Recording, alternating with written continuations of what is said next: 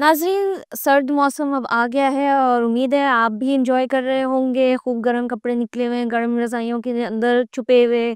और अब फ़िश का भी सीज़न है, तो जब विंटर आता है तो उसके साथ एक बहुत ही यानी कि एक नई किस्म की हलचल और एक्टिविटी भी आती है और कुछ ट्रेडिशंस होते हैं जो सब एंजॉय करते हैं। लेकिन आपको पता है कि अभी इस वक़्त बोलान मेडिकल यूनिवर्सिटी के बाहर उनके कई तलबा हैं जो हॉस्टल्स में रहते थे, उनको अपने हॉस्टल से बेदखल कर दिया है। और वो अब क्वेटा की बहुत ही सख्त ठंड के अंदर बाहर यूनिवर्सिटी के बैठे हुए हैं, वहाँ पर अभी एहतजाज कर रहे हैं। वो अपनी किताबें लेके बैठे हुए हैं, जहाँ पे वो हॉस्टल्स के अंदर बैठ के अपनी पढ़ाई करते हैं, एग्ज़ाम्स की, टेस्ट्स की या फिर जो उस दिन का लेसन होता है, वो बजाय उसके कि वो हॉस्टल के अंदर एक कमरे में अपने एक सेफ स्पेस के अंदर वो थोड़ी ज जहाँ पर उनको गर्माहट महसूस हो, या उनकी उँगलियाँ हैं वो ना जमें जब वो अपने पेन से कलम से जब ये लिखते हैं अपने नोट्स, वो उन हॉस्टल्स के बजाय वो बाहर यूनिवर्सिटी के बैठे हुए वहाँ सड़क पे हैं और वो वहीं पर अपनी पढ़ाई पूरी कर रहे हैं। और ये जो स्टूडेंट्स हैं, ये हमारे फ्यूचर डॉक्टर्स ने, ये एमबीबीएस स्टूडेंट्स हैं, ये पीएचडी स्कॉलर्स हैं और ये सब के सब जो हैं इन्होंने आगे जाके जो जितनी भी पाकिस्तान में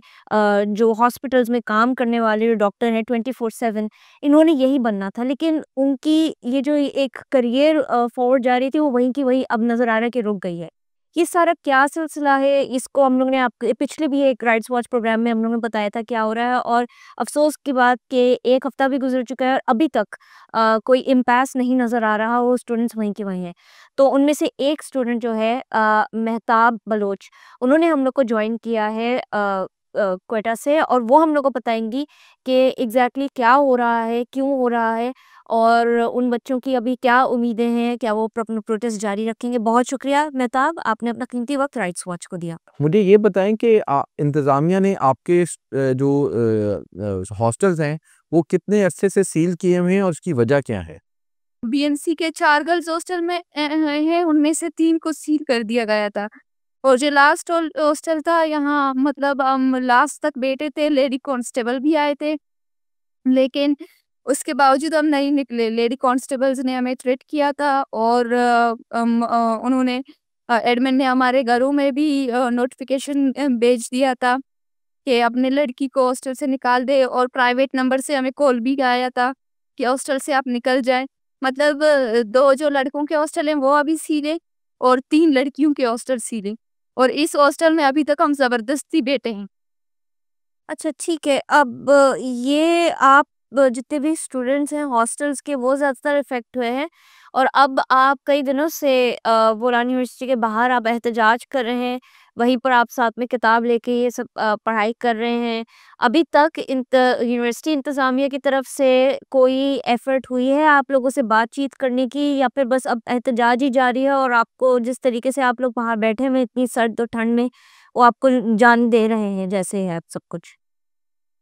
नहीं, कोई एफर्ट्स नहीं हुआ था, यानी कि हम खुद भी एडमिन के पास गए थे, हमने एडमिन को अप्रोच किया, हमने अपनी लड़कियों को मसला बताए थे कि रिहाइश का मसला है, ये वो पढ़ाई, हमारे पेपर्स भी होने को हैं 4th ईयर के। तो हमने बोला था, मतलब हमने सारे अपने कंडीशंस उनको बताए थे, लेकिन फिर हमने प्रोटेस्ट, मतलब हमारा लास्ट स्टेप यही था ना कि हम प्रोटेस्ट की तरफ जाएँ, ताकि उनके ऊपर ज़्यादा प्रेशर हो, शायद वो हमारी बात सुनें कि ये इतना बड़ा मसला नहीं था जितना उन्होंने पेश किया है।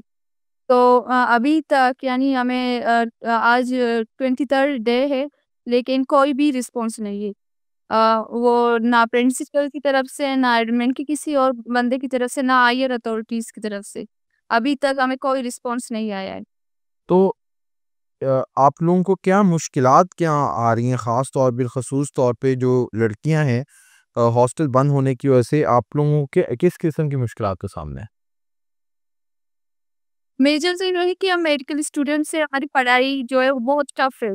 और हमेशा विंटर वेकेशंस के बाद हमारे जो है पेपर्स होते हैं, और विंटर वेकेशंस नहीं होते, वो हमारे लिए प्रेफ लीव्स होते हैं, और इस वक़्त हम हॉस्टल्स में रहते हैं, अपने पेपर्स की तैयारियाँ करते हैं। हमारा अभी जो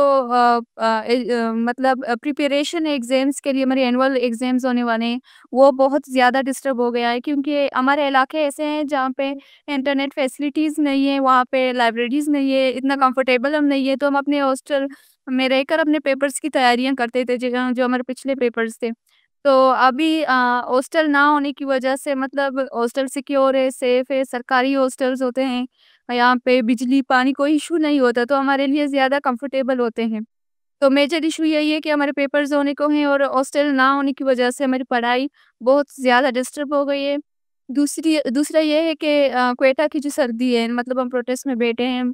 मौसम भी बहुत सर्द है और इसके अलावा हम स्टूडेंट्स हैं, हम इतने दिन कैंप में बैठे हैं, तो फाइनेंशियल इश्यूज़ भी हमारे आ रहे हैं। मतलब कोई हायर अथॉरिटीज़ की तरफ से ना कोई मतलब हमारी कम्युनिटी के सीनियर्स की तरफ से कुछ फंडिंग हुए थे, लेकिन वो भी ख़त्म हो गए, तो फाइनेंशियल इश्यूज़ होंगे स्टूडेंट्स के।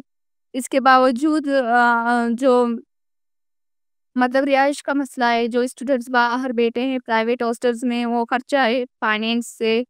मतलब मेजर इश्यूज़ यही है अभी तक हमारे। अच्छा, मेहताब बलोच साहिबा, आप ये जो अभी सिलसिला चल रहा है कि ये हॉस्टल्स वगैरह बंद हुए हैं, कि छोटी सी झड़प हुई थी स्टूडेंट्स के आपस के बीच में,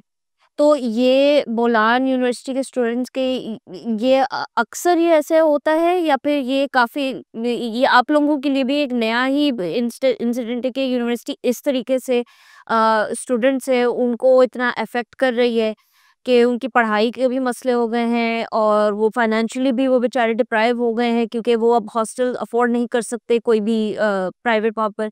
यानी कि ये पहली दफ़ा हुआ है, या फिर आप ये होता रहता है आमतौर पर इस यूनिवर्सिटी में? ये बल्जिस की जितनी कहानी में पीएमसी के साथ मतलब ये कॉमन चीज़ें थे। जब भी हम कॉलेज जाते थे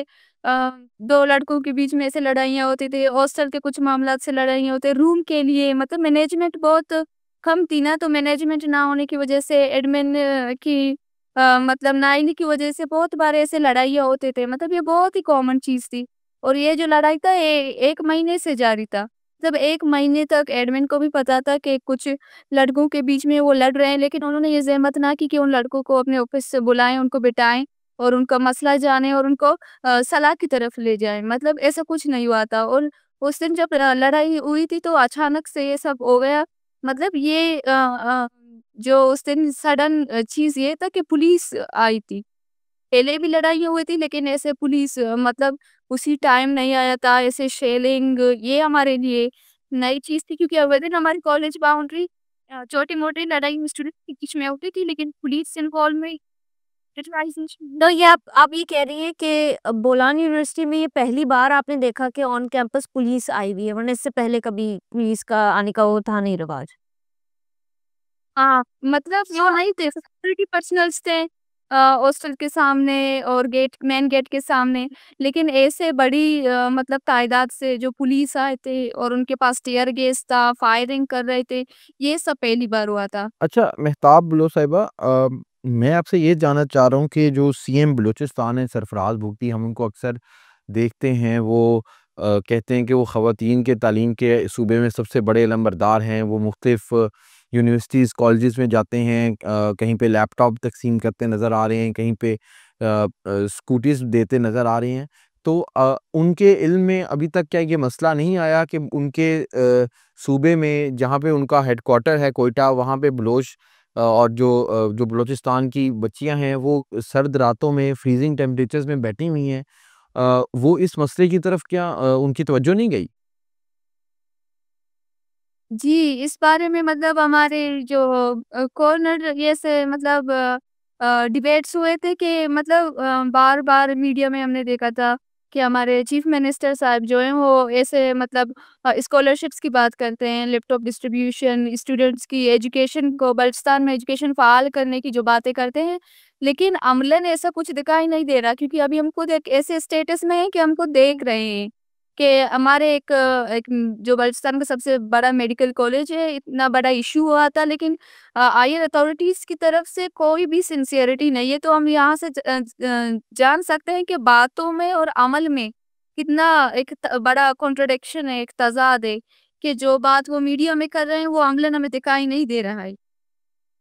ठीक है, बहुत शुक्रिया मेहताब बलोच साहिबा, आपने क्लियरली बता दिया कि बच्चों के क्या मुश्किलात हैं